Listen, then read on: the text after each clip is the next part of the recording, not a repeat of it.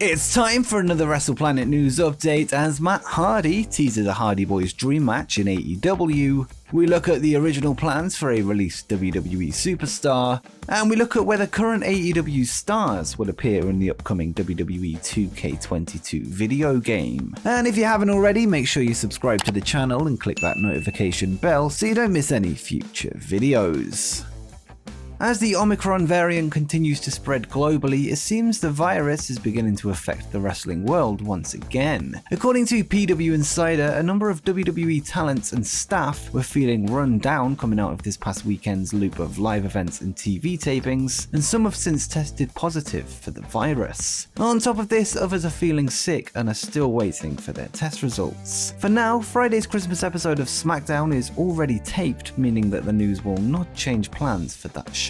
With that said, WWE's house shows in Toronto, Ontario and Laval, Quebec in Canada, with the latter show being the most doubtful due to the province shutting things down due to the outbreak. WWE are set to begin their holiday tour this Sunday on Boxing Day in New York City's Madison Square Garden, that being a Raw house show, with SmackDown traveling to the Amalie Arena in Tampa, Florida the same night. It's very likely that these shows will see changes due to the aforementioned positive tests, with this likely also carrying through to next Monday's Raw. The virus has also affected WWE in another way, with Stamford, Connecticut, the home of their headquarters, having introduced an indoor mask mandate, meaning masks are required in the building. Unfortunately, it seems we could be heading into pandemic era part 2 if things continue to get worse, with the early signs already being present.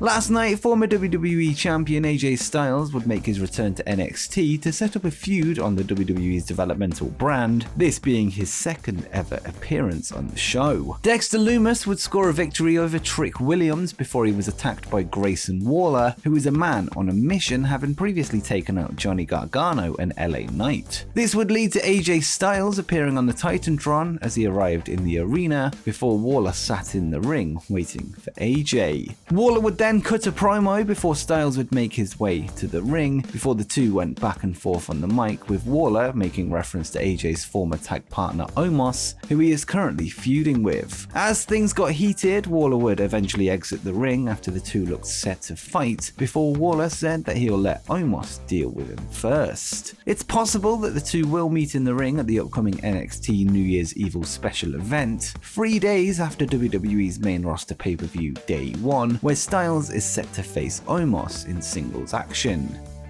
And speaking of New Year's Evil, the main event of the show was revealed on last night's episode of NXT, with the NXT Championship set to be on the line. The television special will be headlined by a match between champion Tommaso Ciampa, who will defend against rising star Bron Breakker. The bout will be a rematch from NXT Halloween Havoc, where Ciampa managed to retain his belt despite Breakker's best efforts. Breakker, who is a part of the legendary Steiner family, being son of Rick and the nephew of Scott, is tipped by many within WWE as a future star on the main roster, with him likely walking away with the belt at the turn of the new year. NXT New Year's Evil will go down on January 4th, the brand's first show of 2022, and it will air on a Tuesday night on the USA Network and is a television special rather than a takeover event.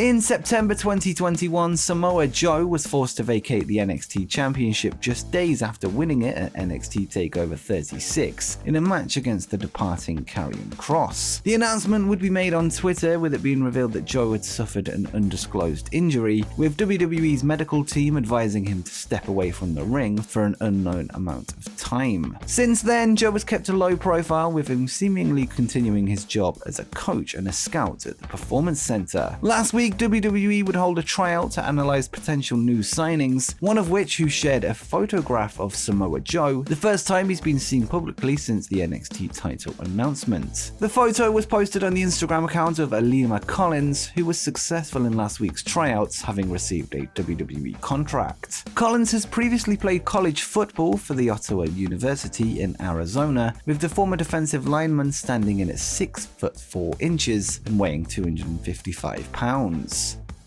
Next up, it has been revealed this week that the Ring of Honor World Championship is set to be on the line despite the company being on hiatus until April 2022. Game Changer Wrestling have announced that the title will be on the line next month at the famous Hammerstein Ballroom at the World on GCW event. The champion Jonathan Gresham is set to take on Blake Christian, with the challenger stating that the match isn't about the ROH World title, but about being accepted as being one of the best in the world. The belt would be vacated earlier this month after then champion Bandido was forced out of the Final Battle pay-per-view due to a positive COVID test, being replaced by AEW's Jay Lethal in the match against Gresham. The news follows a successful title defense this past Friday night at another GCW event, Blood on the Hills, with Gresham continuing to defend his strap at various indie events under Ring of Honor Pure title rules. So far, he has put the title on the line twice outside of Ring of Honor, once at the GCW event and the second being at a local indie show for the New South Pro promotion.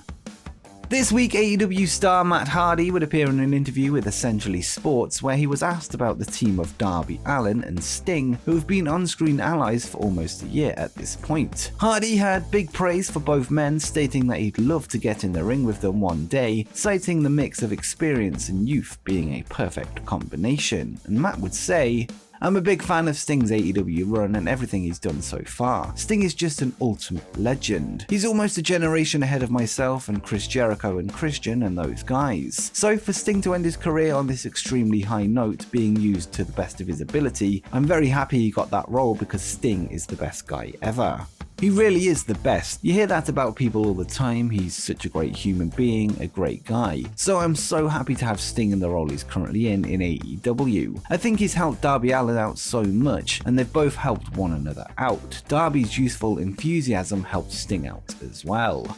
Matt would then bring up his brother Jeff Hardy, who is now a free agent following his recent WWE release, with a match between Darby Allin, Sting and the Hardy Boys being an option for Jeff to join him in AEW. And Matt would say, "And I love them together as a team and I think it's a lot of fun. It's something that has a lot of legs underneath it, and in my opinion, I don't know if one day, sometime in the future, the Hardy Boys ever reform in AEW, I would love to do the Hardy Boys versus Darby Allin and Sting."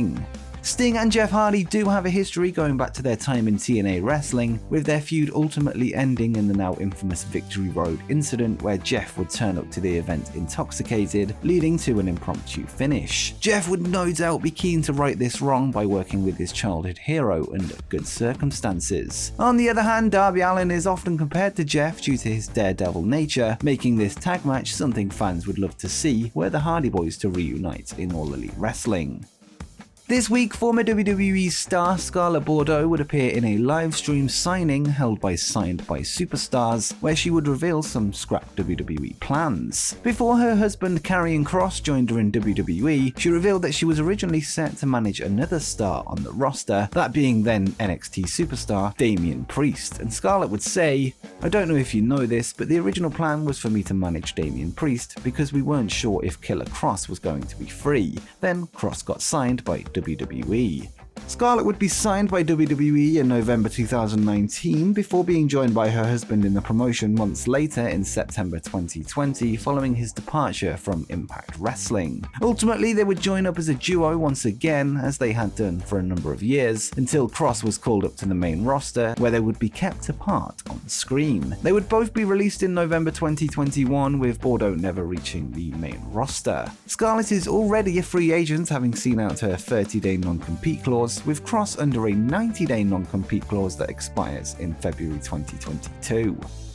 This week, Forbes would release an article to discuss the upcoming WWE 2K22 video game, the franchise's first release in over 2 years. The piece would discuss questions surrounding the roster, with WWE having released a ton of talent this past year, many of which would have likely been planned to be in the game. The article would go on to give a summary of when a released talent would be included, with 3 key factors coming into play. First, was the wrestler under contract when the game was announced and when the roster details were submitted? submitted? Secondly, were they part of the initially submitted roster list that was approved by, in this case, the WWE? And the only way those two elements would be overruled is if the talent has an extremely broken relationship with the promotion. An example of a bad WWE talent relationship was given, with CM Punk being cited as likely never being allowed in a WWE game again, with a source noting that WWE higher-ups hate him. The article would note, "It would have to be the sort of discord that is had between CM Punk and the WWE, whom I'm told by someone with strong connections to the situation will almost never be in a WWE game." One source said the powers that be hate him. Who knows what would happen if the decision makers change, but as currently constructed, it would be more likely to see a Tony Khan special edition of WWE 2K than to have Punk's likeness in the game.